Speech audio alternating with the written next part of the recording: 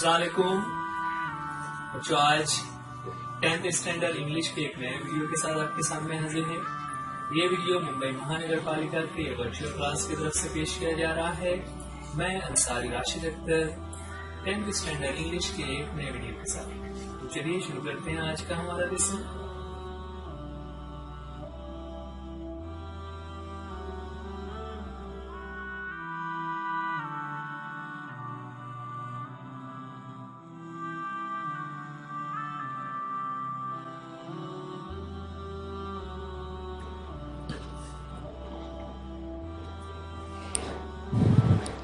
बच्चों, आज हम इस वीडियो में हमारी स्टोरी का पार्ट 2 देखने जा रहे हैं। लास्ट वीडियो में हमने जो स्टोरी शुरू की थी, the boy who broke the bank, उसमें हमने आधा चैप्टर कंप्लीट किया था। आज हम उसी चैप्टर का बाकी हिस्सा देखने वाले हैं।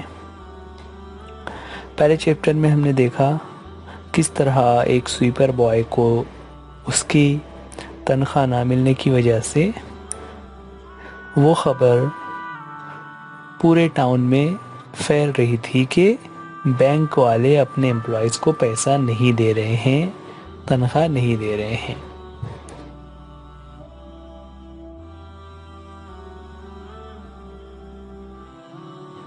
Deepchand, who was cutting the hair of an elderly gentleman, was so startled that his hand shook and he nicked his customer's right ear. ना दीपचंद ने जैसे ही ये बात सुनी तो चूंकि वो बार्बर है, वो क्या कर रहा था, he was cutting the hair of an elderly gentleman. वो एक बूढ़े आदमी का हेयर कटिंग काम कर रहा था। He was so startled, ना वो इतना स्टार्टल्ड हो गया, स्टार्टल्ड घबरा जाना, तो वो इतना घबरा गया कि हिज हैंड शुक, उसका हाथ कांपने लगा, and he nicked his customer's right ear, और उसने जब वो कटिंग कर रहा था तो अपनी कैंची से उसने अपने कस्टमर के कान को कट कर दिया। मतलब थोड़ा सा उसका कान उनके कान पर, वो जो कस्टमर थे जिनकी वो कटिंग कर रहा था, उसमें कान उनका थोड़ा सा कट गया। अब जैसे ही उनका कान कटा और साथ में ही ये खबर उस बूढ़े आदमी ने सुनी, तो ये दो चीज़ें थी। The customer yelped with pain and distress, उस कस्टमर ने येल्प्ड किया, येल्प्ड यानी वो चीख, उसके मुंह से चीख निकल गई, वो चिल्ला उठा। वो चिल्लाना दो चीज़ों की वजह से था। एक तो उसे पेन हुआ क्योंकि उसके कान पे कट गया था, और दूसरा डिस्ट्रेस, ना डिस्ट्रेस यानी परेशानी, बेचैन। तो पेन किस वजह से रहा? Because of the cut, and distress because of the awful news he had just heard, कि ये जो ऑफुल है ना, ऑफुल यानी अफसोसनाक, कि ये बहुत ही अफसोस की जो खबर आई थी कि बैंक जो है वो खाली हो गया है, ये न्यूज़ सुनकर उसे बड़ी बेचैनी हो गई, वो बहुत परेशान हो गया। और चूंकि उसके कान में कट आ गया था इसलिए वो उसे दर्द भी हो रहा था। तो दोनों चीज़ों की वजह से वो उसके मुंह से चीख निकल गई। उस बूढ़े आदमी ने, with one side of his neck still unshaven, he sped across the road to the general merchant's store where there was a telephone. With one side of his neck still unshaven, है ना, शेव से बना हुआ है, उसका opposite हो जाता है अनशेवन यानी दाढ़ी नहीं बनी हुई है। तो एक साइड की जो उसका नेक यानी गर्दन का हिस्सा था वो अभी शेविंग करना बाकी था, वो कराए बगैर ही, यानी आधी दाढ़ी बनी थी, आधी बाकी थी। He sped across the road to the general merchant's store. वो भागते हुए जनरल मर्चेंट के दुकान के पास गया, where there was a telephone. ना आजकल तो हम देखते हैं कि हर एक के पास मोबाइल फ़ोन होता है, लेकिन जबकि ये स्टोरी चल रही है तो वहाँ पर टेलीफोन बहुत हुआ करते थे, और जहाँ पर टेलीफोन हुआ करते थे लोग वहाँ जाकर उसे इस्तेमाल करते थे। यहाँ पर जनरल मर्चेंट की दुकान पर, उसके स्टोर पर टेलीफोन था, तो वो बूढ़ा आदमी तेज़ी से भागते हुए उस जनरल मर्चेंट की दुकान पर गया ताकि वो वहाँ से फ़ोन कर सके। वहाँ पहुँचने के बाद ही डायल्ड सेठ Govind Ram's number, the seth was not at home, है ना। उन्होंने जाते ही सेठ गोविंद राम के नंबर पर डायल किया, उसे कॉल किया, लेकिन वहां से जवाब क्या मिला कि सेठ वॉज नॉट एट होम, सेठ जी घर पर नहीं है। वेयर वॉज ही देन, तो फिर वो कहाँ है, तो उसके बारे में जवाब मिला कि the seth was holidaying in Kashmir. Oh was that so, है ना। सेठ जो है वो यानी सेठ गोविंद राम जिनके बैंक के बारे में ये खबर आ रही है, वो घर पर नहीं है बल्कि वो कश्मीर में छुट्टियां मना रहे हैं। और जब ये जवाब उनको घर से मिला, फोन कॉल पर ये जवाब मिला, तो the elderly gentleman did not believe it, है ना। वो बूढ़ा जो आदमी था उसे इस बात पर ज़रा भी यकीन नहीं आया। उन्हें ऐसा लगा कि ये लोग झूठ बोल रहे हैं, वो आदमी कश्मीर में छुट्टियां नहीं गुजार रहा है बल्कि ये झूठ बात है। He hurried back to the barber's shop and told Deepchand, वो वापस बार्बर की शॉप में आए और दीपचंद से कहा द बर्ड हैज फ्लोन, ना। बर्ड हैज फ्लोन जिसे हम उसे यूं कह सकते हैं कि पंछी पिंजरे से निकल चुका है, मतलब पंछी उड़ चुका है, परिंदा अब यहाँ से उड़ चुका है। मुराद ये है सेठ Govind Ram has left town, कि सेठ गोविंद राम शहर को छोड़ चुके हैं। Definitely it means a collapse, और इसका मतलब क्या होता है, डेफिनेटली यकीनन इसका मतलब है कि बैंक अब खत्म होने वाला है। And then he dashed out of the shop making a bee line for his office and chequebook, ना। He dashed out spread through the bazaar with the rapidity of forest fire. From the general merchants, it traveled to the shop, circulated amongst the customers, and then spread with them in various directions. To the betel seller, the tailor, the free vendor, the jeweler, and the beggar sitting on the pavement. देखिए अब यहाँ पर ये जो खबर थी कि bank जो है वो बैंकरप्ट हो गया है, यानी बैंक के पास पैसे नहीं हैं, ये खबर बहुत ही तेजी के साथ लाइक अ फॉरेस्ट फायर, है ना। उसकी जो रैपिडिटी से मुराद यहाँ पर उसकी जो स्पीड थी वो ऐसी थी जैसे फॉरेस्ट फायर हो। फॉरेस्ट फायर यानी जंगल की आग। जंगल की आग जो आपको शायद ये ना पता हो कि जंगल की आग क्या होती है, तो एक चीज समझ लें कि जंगल में जब आग लगती है तो उस पर काबू पाना बहुत मुश्किल होता है और वो पूरे जंगल को जलाकर रख देती है। ये खबर इसी तरह से एक जंगल की आग की तरह पूरे बाजार में फैल गई। कहाँ से शुरू हुआ और कैसे खबर आगे बढ़ी उसके बारे में एक थोड़ा सा डिस्क्रिप्शन है। हम शुरू से देख रहे हैं कि राइटर जो है हर चीज़ को डिटेल में डिस्क्राइब करते हैं। तो यहाँ पर इस न्यूज़ के स्प्रेड होने में, स्प्रेड मीन्स फैलने में किस तरह से उसका स्प्रेड हुआ वो बता रहे हैं। फ्रॉम द जनरल मर्चेंट्स, ना, जो जनरल मर्चेंट की शॉप थी जहाँ से ओल्ड मैन ने फ़ोन किया था, it travel to the shop. अलग अलग शॉप में वो खबर जो है वो ट्रैवल करने लगी, सफ़र करना शुरू किया, मतलब आगे बढ़ती गई। Then circulated amongst the customer, जो कस्टमर्स अलग अलग शॉप में थे उन शॉप्स में ये खबर फैलने के बाद शॉप्स में खबर फैलने के बाद आगे और क्या क्या हो रहा था। Then spread with them in various direction. अब जाहिर सी बात है जो कस्टमर्स थे वो अलग अलग इलाकों से आए हुए थे, तो ये खबर भी अलग अलग इलाकों में फैलना शुरू हो गई। अलग अलग इलाकों में फैलते हुए टू द बीटल सेलर, ना।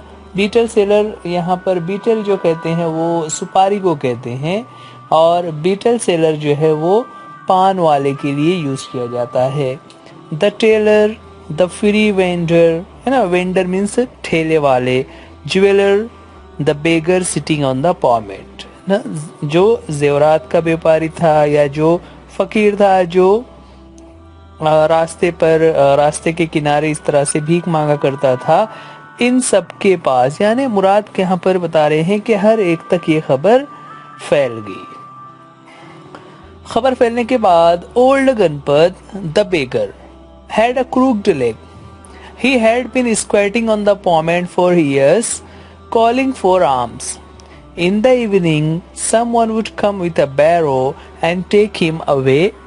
He had never been known to walk. आगे पैराग्राफ में बता रहे हैं बेगर, जो वहाँ का एक बेगर है, ओल्ड गणपत, जो कि एक वहाँ का भिखारी है। हैड अ क्रूक्ड लेग, ना उसका एक पैर टूटा हुआ था, यानी टेढ़ा था, मतलब वो माजूर था। ही हैड बीन स्क्वैटिंग, ना स्क्वैटिंग का मतलब क्या होता है, नीचे मीनिंग दिया हुआ है ऑक्यूपाइंग, यानी उसने कब्जा कर रखा था। मुराद ये है कि वो हमेशा उसी जगह पर बैठकर भीख मांगता था। तो वो जिस जगह पर बैठकर भीख मांगता था उसे सब लोग जानते थे कि ये बूढ़ा गणपत है जो कि पैर से माजूर है। He has been calling for alms, ना alms यानी भीख। In the evening, someone would come with a barrow.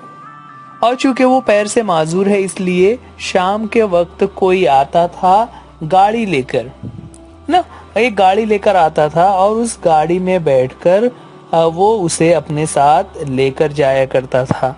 यानी वो चल भी नहीं सकता था, उसे लेने के लिए कोई शख्स आता होगा, कोई उसका रिश्तेदार भाई या दोस्त होगा जो उसे घर ले जाने के लिए गाड़ी लेकर आया करता था। He had never been known to walk. ना किसी को भी पता नहीं था कि वो चल भी सकता है, यानी सब लोग उसे माजूर समझते थे, उसे हैंडीकैप समझते थे और ये सोचते थे कि वो चल नहीं सकता है। But now, on learning that the bank was about to collapse, Ganpat astonished everyone, leaping to his feet and actually running to top speed in the direction of the bank. It soon became known that he had 1,000 rupees in savings. अब देखिए, एक जो गणपत नाम का वहाँ भिखारी था जो कई सालों से वहाँ पर फुटपाथ के ऊपर, पॉमेंट के ऊपर, रास्ते के किनारे भीख मांगा करता था और सब लोग उसे ये समझा करते थे कि वो पैर से माजूर है, वो लंगड़ा है। लेकिन जैसे ही ये बैंक की खबर उसके पास पहुंची कि बैंक जो वो कोलैप्स होने वाला है, बैंक जो वो खाली बंद होने वाला है, तो गणपत एस्टोनिश्ड एवरीवन, उसने सबको एस्टोनिश कर दिया। एस्टोनिश मीन्स टू सरप्राइज, उसने सबको हैरत में डाल दिया। किस तरह से? लीपिंग टू हिज फीट, वो अपने पैरों पर लीपिंग कर रहा था। लीपिंग का मतलब होता है लंबे लंबे छलांग लगाना। And actually running at top speed in the direction of the bank, बल्कि वो सिर्फ जल्दी जल्दी से चल रहा था, लीपिंग नहीं कर रहा था, बल्कि वो एक्चुअल में रनिंग कर रहा था eight top speed in the direction of the bank. वो बैंक की तरफ तेज रफ्तार से भागते हुए जा रहा था। It soon became known that he had 1,000 rupees in savings, और फिर लोगों को, किसी को मालूम हुआ कि उसने बैंक में 1,000 रुपए सेविंग के तौर पे रखे हुए हैं, उसके अकाउंट में 1,000 रुपए है। Man stood in groups eight street corners discussing the situation. Pipalnagar seldom had a crisis, seldom or never had floods, earthquakes or drought. And the imminent crash of the Pipalnagar bank set everyone talking and speculating and rushing about frenzy. है ना? अब चूंकि इस तरह से एक अजीब सा वाकया हो गया था जो पहले कभी नहीं हुआ था, तो men stood in groups in street corners discussing the situation, है ना? लोग रास्ते में इधर उधर खड़े होकर जो बैंक का वाकया हुआ था उसके बारे में बातें कर रहे थे, तबसरे कर रहे थे। पिपलनगर सेल्डम हैड अ क्राइसिस, यहाँ पर बच्चे एक वर्ड यूज हुआ है सेल्डम। सेल्डम यानी कभी कभार, बहुत कम जो होता हो, है ना? जैसे हम कहते हैं, एक उसका अपोजिट वर्ड हो सकते हैं जिसे हम कह सकते हैं फ्रीक्वेंट या ऑफन। ये ऐसे वर्ड्स हैं जो ये किसी भी काम को जो हमेशा होता है उससे जाहिर करते हैं, तो ये उसका अपोजिट हो जाता है सेल्डम। उसका एक और हम माने वर्ड है rare. Pipal Nagar seldom had a crisis ना, पिपल नगर में कभी भी किसी बात का क्राइसिस नहीं हुआ था, है ना। क्राइसिस यानी कोई हंगामी हालात पैदा हो जाना, कोई मुसीबत आ जाना। सेल्डम और नेवर हैड फ्लड्स, वहां पर कभी भी फ्लड्स नहीं आए थे, यानी सैलाब भी नहीं आया था। अर्थक्वेक्स यानी जलजले भी नहीं आए। और ड्रॉट, ड्रॉट कहते हैं कहत को, सूखे को, कि वहां पर कभी भी सूखा भी नहीं पड़ा, ना कभी वहां सैलाब आया और ना कभी जलजले आए। And the imminent crash of Pipal Nagar bank set everyone talking, लेकिन ये जो बिल्कुल अलग सा एक वाकया हो गया, इमिनेंट जो ये वाकया हो गया है, उस वाकये की वजह से सब लोग अब बातें कर रहे हैं, और बातें करने के साथ साथ they are speculating and rushing about it's a frenzy, है ना। स्पेकुलेट का मतलब होता है किसी चीज के बारे में मालूमात ना हो लेकिन फिर भी अंदाज लगाकर बात करना ना। स्पेकुलेट यानी अपनी तरफ से अंदाज लगाकर बात करना, उसे कहते हैं स्पेकुलेट। तो सब लोग स्पेकुलेट कर रहे थे इन अ फ्रेंजी ना। फ्रेंजी का मीनिंग हमारी बुक में दिया हुआ है। फ्रेंजी से मुराद यहाँ पर एक दहशत लोगों में है, एक डर है, क्योंकि बहुत सारे लोगों का बैंक में पैसा होता है, तो लोग फ्रेंजी में एक डर के साथ वहां पर बातें कर रहे थे।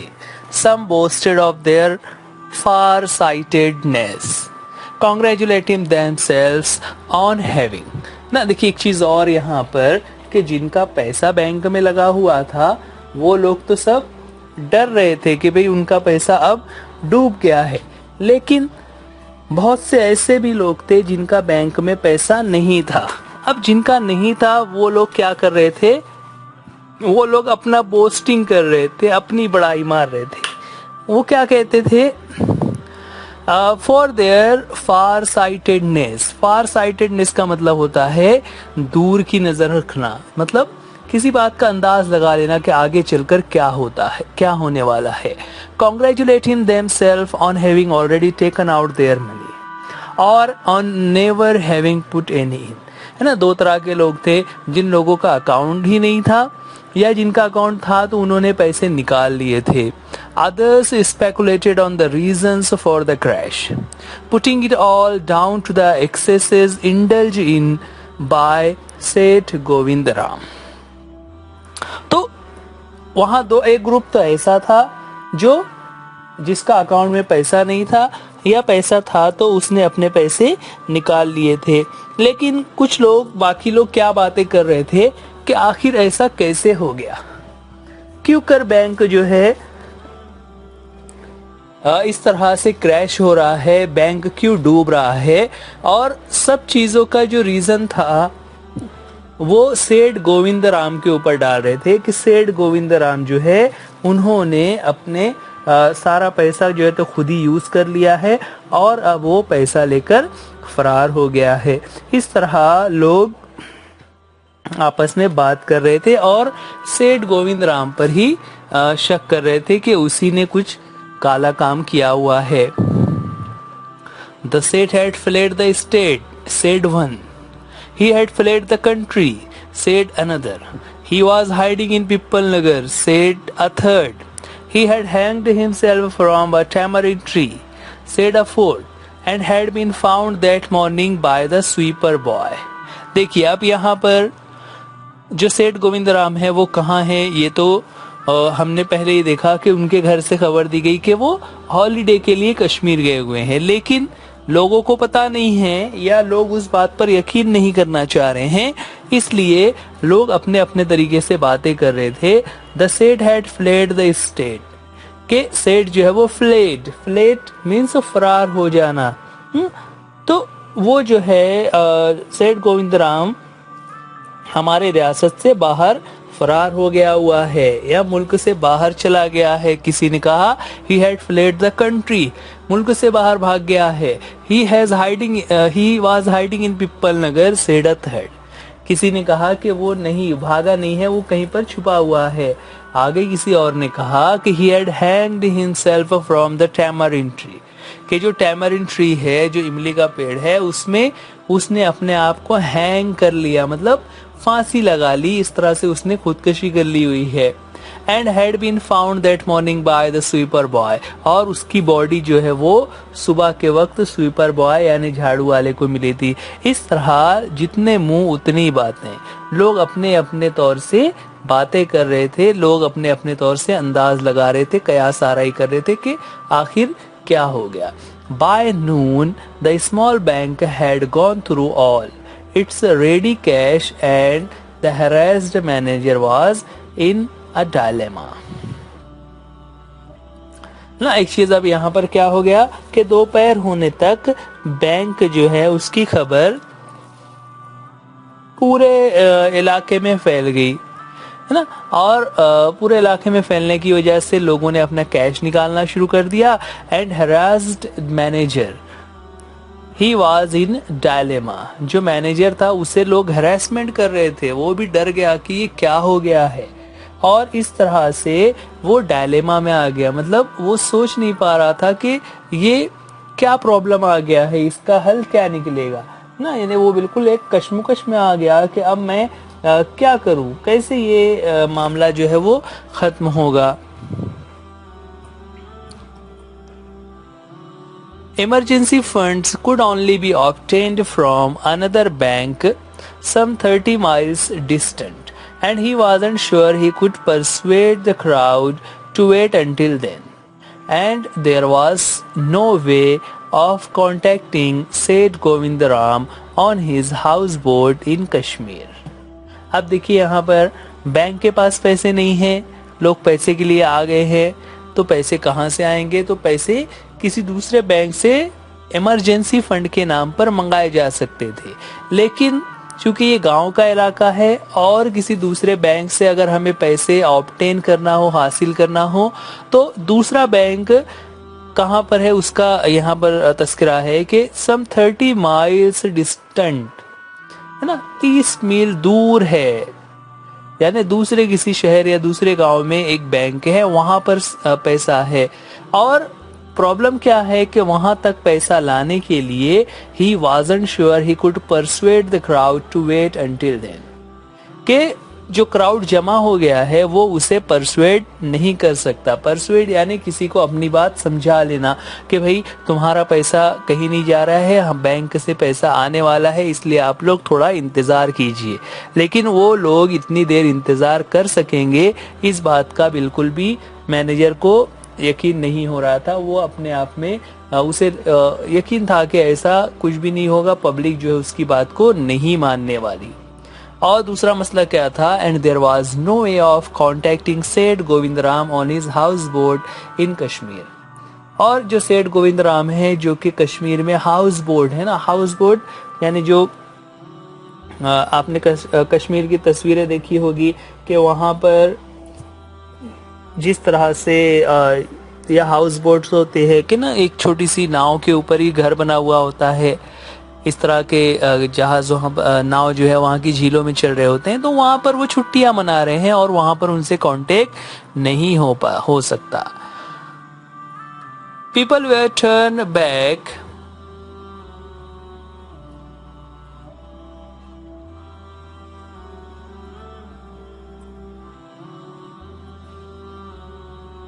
People were turned back from the counters and told to return the following day. They did not like the sound of that. ना, सबसे पहले तो जब वो लोग काउंटर पर जमा हुए तो वहां से उन्हें वापस जाने के लिए कहा गया और कहा गया कि आप लोग कल आइए। They did not like the sound of that. उनको ये जुमला पसंद नहीं आया। And so they gathered outside.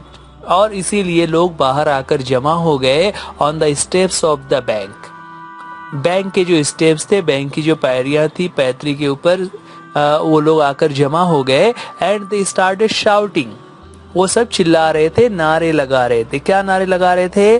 Give us our money और वी विल ब्रेक इन। और आगे कह रहे थे fetch the seth, we know he is hiding in the safe deposit locker. Mischief makers who didn't have a paisa in the bank joined the crowd and aggravated their mood.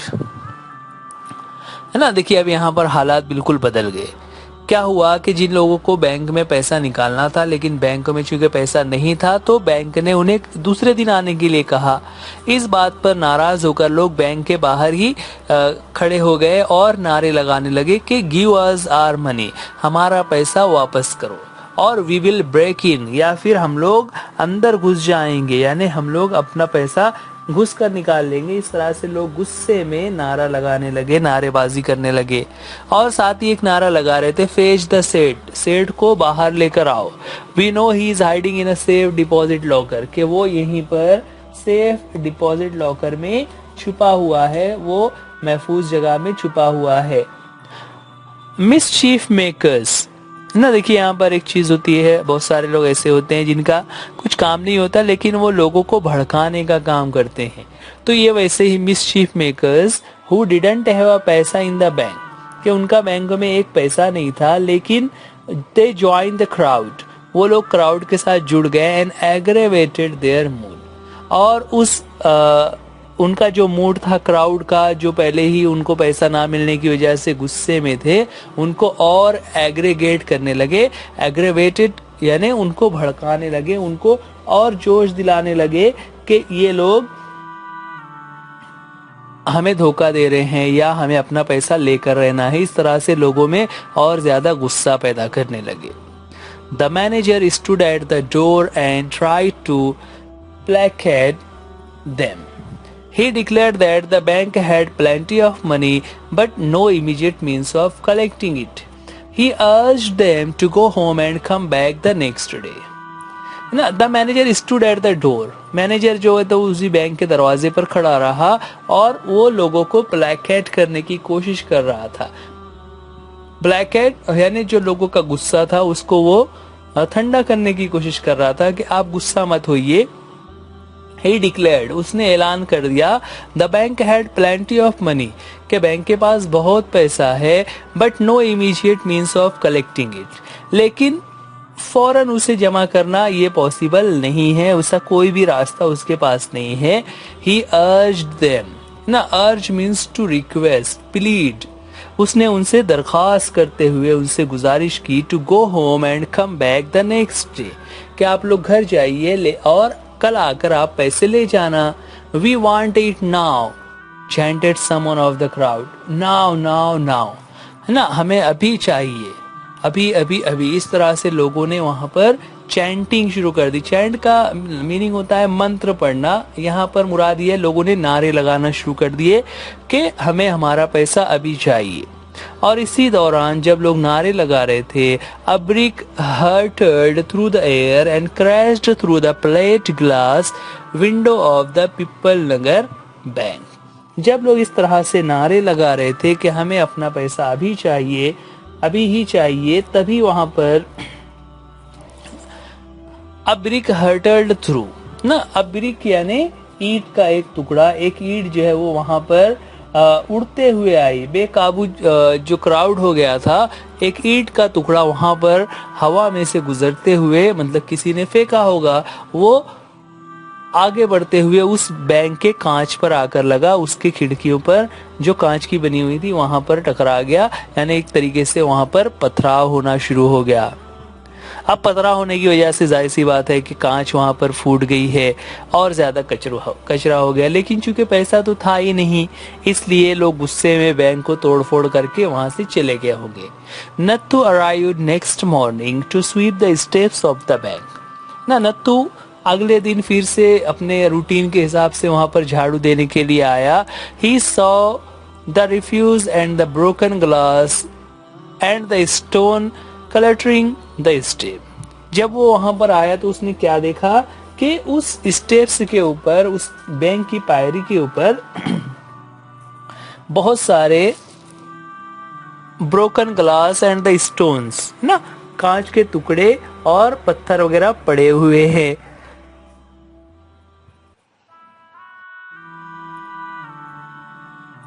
तो जैसे ही वो वहां पर झाड़ू के लिए आया तो उसने देखा कि वहां पर बहुत सारे पत्थर वगैरह और कांच के टुकड़े पड़े हुए हैं। Raising his hands in a gesture of horror and disgust he cried.